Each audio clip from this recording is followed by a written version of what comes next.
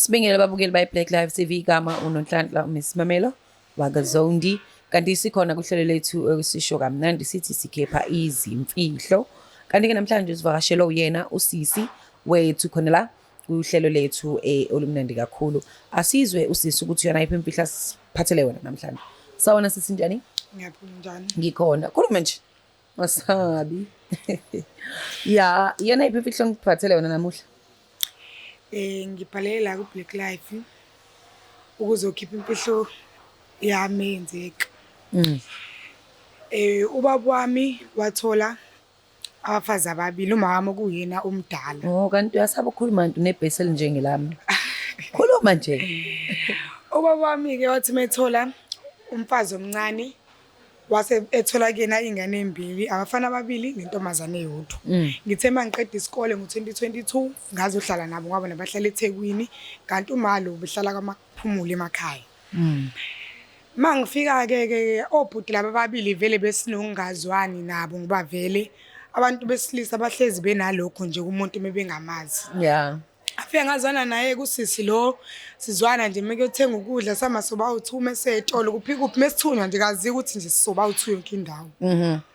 Sahamba ke isikhathi ke ngithemba kwesikhathi nje sengiyabona hayi sekukhona lokuqhelelana okwenzakala phakathi kwethu noma ngimcela sesitolo hayi usehlezi nje umuntu evalele endlini okhathele isikhathi sama sisekho. Hayi nami ngaqala ngayigudluza ngisho ngiphekile ngithi ngimlethele ukudla asafuni ukudla kwami nasendlini nje sekumuncu. Ngiqale ke nami ngigudlele ngihlalele endlini kwathi ngelinye ilanga enze eyograduate. Sambile nje sisonkeze umndeni ngibiza ubhuti eceleni engingamazi nje lo bhuti lo yangitshela ukuthi singidinga imali engaka kanje kunomuntu osemndenini wakho engingikwazi ukumkhipha igama lakhe owenze into ngawo ukuthi kube ngathi uwena ofuna ukubulala usisi wakho lo usisi wakho usitholile istory cause manje usecabanga nokubaleka kubo njengoba ubona nje ngazuthi isikhathi esiningi angisahamba indawoni ngoba ngimtshelile naye ukuthi wena ufuna ukumbulala ngoba bekufanele ngithole le mali. Ngambuza mina ngathi uba lo muntu lo wathi udinga imali engango2000 ukuthi angitshele ukuthi uba lo muntu lo ozenza mina ofuna ukuthi abulala usisi wami. Hayi leyo nto leyo lokho ingidle kama ngithi ngiyafeka kuthi usisi wami udukile akabuyanga emva kwegraduate. Ngizame ngicela ubaba ukuthi ngidinga imali ngifuna ukuphindela emakhaya uma uyagula ngiqamba amanga. Hayi ubaba nginikeza imali ingahlangani imali. Hayi ngitshontsha imali esitolo ekhaya kunesitolo. Ngitshontsha imali mengitshontsha le mali ngizama ukumkhokhela ubhuti. Angitshela ukuthi ubhuti lo wasendlini owenze leyo nto leyo wezenze mina uthi efuna ukubulala usisi wami. Ngibuyele ekhaya mengibuyele ekhaya ngixoxela ubaba ngale ndaba. Ubaba le ndaba leyayizibe athi angiphindele emakhaya. Vele bonke endlini sebeyayazi akhulume nobhuti lona ubhuti ayivume kodwa kube ukuthi usisi yena lo akayazi. Fihlelwe yena usisi mina ngiphindele emakhaya ke ngihlala emakhaya. Ubaba ngifonela ngitshela ukuthi noma ngabe yini engidingayo ngitshele yena kodwa ngingaphinde ngize lapha afihlelwe usisi. Kuze kube manje usisi wazi ukuthi imina wayefuna ukumbulala akazatshelwe umuntu. Ngihlezi ngifisa nami ngelinye ilanga ukuthi ngihlale naye ngimtshele ukuthi nokangasimina wayefuna ukumbulala ubaba wafihla lesi story ukuthi ubhuti wakhe wayefuna ukumbulala because kuyimanje nje asishayisani naye asixhumana indawo akafune kuzwala ukuthi emhlanganisa nami because wazi ukuthi mina ngangifuna ukumbulala. So okay yini uthe yini imbangela enza ukuthi usisi afuna ukubulawa? Ayikuze kube manje ke lokho angikwazanga because ngistory ngasithola ukuthi inkabi yangitshela ukuthi mina indaba yazwe ngathi mina ngifuna ukubulala usisi ukuthi ngobani angazanga. Utheni ningane ezalwayo? Yebo bazalo mamncane wami bona. O lo ufuna ukubulala usisi wakhe nizalo baba oyedwa wena? Salo baba oyedwa kuphela nawo uzalo mamncane. Okay ubani uzalo umuntu ubaba oyedwa? Naye lo ufuna ukubulala usisi kube ngathi mina. Ubhuti wakho nawe nizalo baba oyedwa. Okay understood. Then usisi lo ufunela abulawe usisi omunye uzalo umamncane wakho. Yes. Umamncane ubani usisi kabani kababa wakho?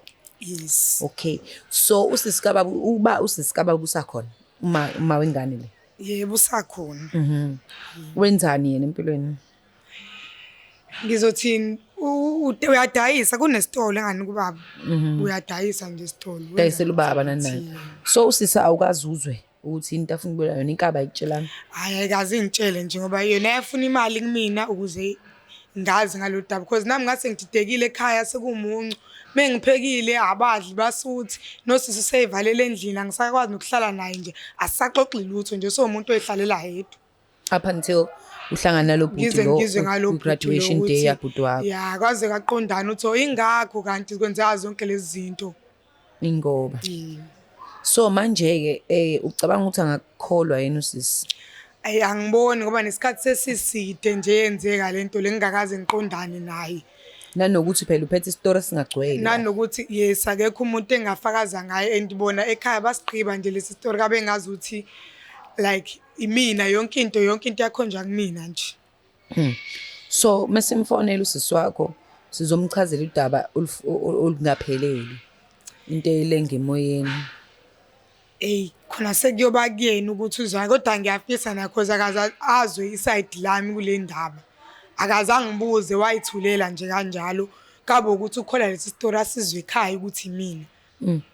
Manje ngiyafisa ukuthi akazi iside lami ukuthi mina kahle le ndaba le kumina ithini because akazange ngibuze.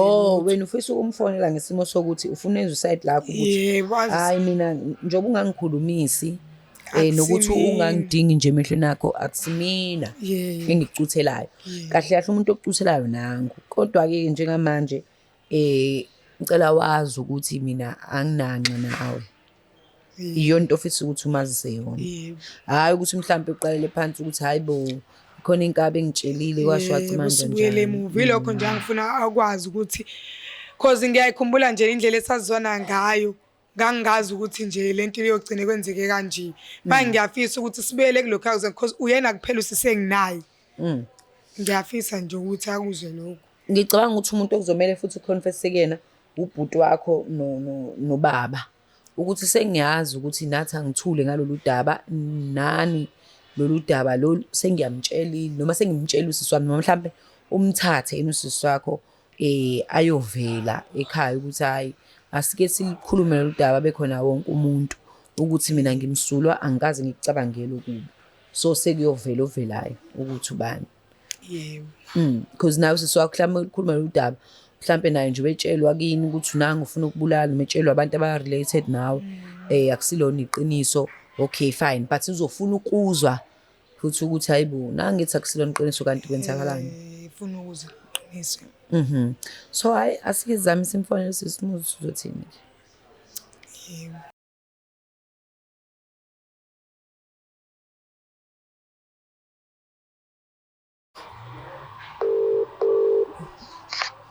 Sisi sanibona njani? Ngiyaphila njani? Ngiyaphila sisi ukhuluma noMamelo from Black Live TV. Sisi kuno sisi wakho lana ofisa ukukhuluma nawe njoba ngithe sika Black Live TV sike sisiza umuntu ofisa ukukhuluma nomuntu angakwazi ukukhuluma naye mhlambe face to face then uyasifonela la Black Live TV simsiza ukuthi akhulume nalowo muntu la efonini amtshela imfihlo yakhe. So sisilana ke ufisa ukudalulela naye imfihlo anayo afisa ukuthi ayidlulise kuwena. Ngiyacabanga ukuthi uyamazi uyasho ukuthi uyingane kaMamncane wakhe. Yeah. I think wena uthi malume kubaba wakhe. Yeah. So ucela ukukhuluma nawe. Anginankinga mnikeza. Sawubona sisi. Unjani? Ngiyaphila njani?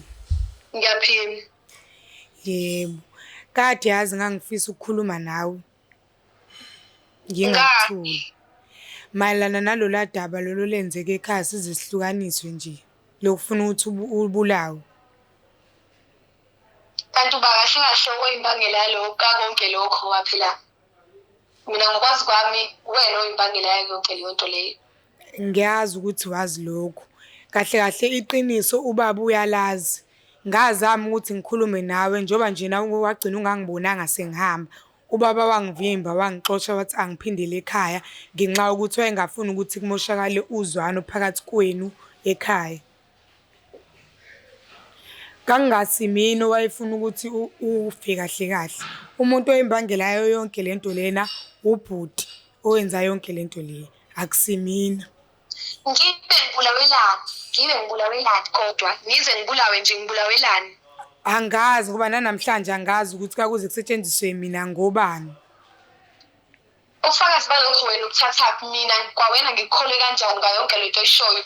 Ngiyazi ukuthi ngikungikhole kodwa ngoba ngigcine sengiza la ka Black Life ngenzela khona ukuthi nanoma ukwenza lokho okwenzayo kepha wazi ukuthi uvo lami waluza ngoba lento engiyikhulumayo iyiqiniso noma ungeke usangikholwa ngoba nesikhathi sesiside sagcina ukuxhumana kodwa lento engiyishoyo nje iyona. Manje sonke lesikhathi ngobuthuli ungangitsheli ukuthi ubucabanga ukuthi kuzowenzakalani mina ngikuthembe kanjani mase uzongitshela manje after isikhathi esingakanani ungangitsheli yonke lento. Ngangazi nanokuthi ngikuthole kanjani ngangazi ukuthi ngikuthole kanjani ubaba wadelete ngisho inamba ukuthi sixhumane bengasazi ngempela ngoba ngigcine sengifika la ka Black Life. Kodwa-ke mina angifuni ukuthi ungisole ngokuthi angeke ngize ngikwazi ukukhola nje kanjalo nje ngoba kumele kube khona ubaba kube bonke labo fakazi ungitshela ngabo because manje mina yami ingqondo isangene manje ngoba angifuni into ezophinda ingihlanganise nani ngoba angazi nokuthi ngizothini kwakuyena ubaba ngoba uthi uyayazi lento le angazi ngicela ukuthi ufuna ukuthi ngithini. Ya uqinisile khona kufanele kwenzeke njalo ngoba nami angikwazi ukuphila nalento ngaphakathi ukuthi kunomuntu owazi ukuthi mina ngangifuna ukumbulala kepha angakaze ngikwenze lokho.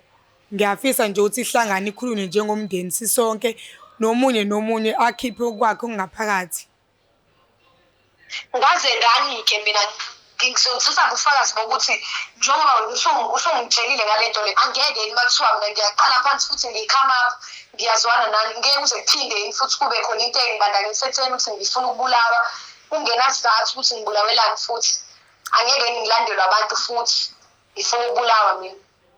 Angazi ukuthi lo mbuzo lo ngizophendula ngithini kodwa nje isombululo salento ukuthi sihlangane njengomndeni ikhulunywe because nami ngihlezi ngicabanga nje ngibuza imibuzo ukuthi kwakuze kusetshenziswe mina kulento ngobani ngibuza kwakuze kufuna ukubulawa wena ngobani kangaka.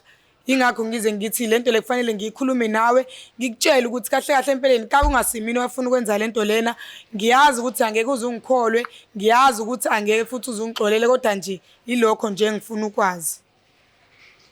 Hayi kulungile sisi mina nihlele usuku bonakala ukuthi kuhlangana kanjani njengomndeni ikhulume lento le ngoba angazi ngempela ukuthi ngiyamkele kanjani ngiyikhole kanjani nawe wena nje nawe uyakwazi lokho ukuthi angeke uvele usuku ukhola into kanjalo nje and especially angisho ukuthi angeke ngize ngife kodwa ukuthi ngakhela usuku kuthiwa ngizobulawa angeke ngize ngikwazi kahle futhi futhi ungangitshelanga ukuthi ngokuthi wena akusi wena ofuna ukungibulala ubani-ke ofuna ukungibulala. Ubhuti wakho wayefuna ukwenza lokho. Usanele? Yebo uye kani. Sisibe ngisacela ukuthi lento lena ikhulunywe nje kahle sesiwumndeni sesisonke sesizobuye sikhulume ngiyabonga. Alright. Usisangaqala livala. Okay, ngiyamuzwa usisho ukuthi uyabuza ukuthi inamba zakhe kanjani nanokuthi utholakala kanjani. So bengifisa ukumcacisela kahle kahle ukuthi since su Black Life TV njoba esho nayo ukuthi nje uyafonelwa akazi wakhela uzungu nanani. Since su Black Life TV sike si investigate uphenyo phambili njoba ngishilo nakuwena ngathi ulento esikhulumayo ayiphelele ayinanto ephathekayo but ngoba ufuna ukuxolisa usho ukuthi hayi mina ayikho into engihlangene nayo and ngiyakhumbula ukuzwana kwethu sobabili ngendlela ezwana ngayo of which it's very good but nami ngitheme ngisizwa nomasipala eqaleni njoba sihambile sathi umbhala wasinikeza abantu abangase besinikeze inamba zikasisi basinikeze singesikwazi ukubabalula ohloleni uya understand ngoba azivumelekile ukukhipha amagama abantu yabo so bengifisa naye azi ukuthi hayi ngwahlampa unamanamba akhe ubungasanawo and nawe uzama ngazonke indlela ukuthi umthole nawe uhlezi usondelana nabantu wazi kahle ukuthi basondelene naye ukuze bekwazi ukuthi bakusize wagcina usubona ukuthi othi ngika Black Life TV ngisale sengithola namanamba kaSisi ukuze ngikwazi ukuthi ngimfonele kubantu asazwana nabo noma baseduzane noma benzwana nabo ngale nkathi nisahlangene. I think ilokhu njana i-requested letter yakhe ibisho njalo nje baduze la ohloleni. Yeah. But ke wena uzizwa unjani nje ubusukhulumile naye uSisi?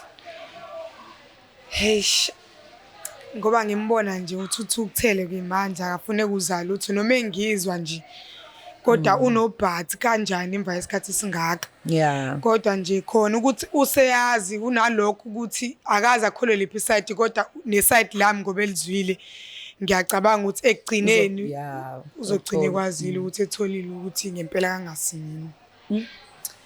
Let's hope ukuthi udaba leni uzolungiseka luthinta abantu abaningi kakhulu and especially futhi lumndeni into enzeka ngaphakathi ithanda ukuba bucayi kakhulu ngoba nawe bayakujikela bakuvala umlomo nabanye bafuna ukuyiveza kodwa ke asemzofika ke kuvutho ndaba noma ekupheleni kwalo. Babukeli by Black Life TV njengoba niyibonela ke ilona uhlelo lethu ke esikulona isisho kamnandi sithi sikhipha izimfihlo. Please catch us on another episode khona la kwi Black Life TV. Do not forget to subscribe on YouTube. See you next time.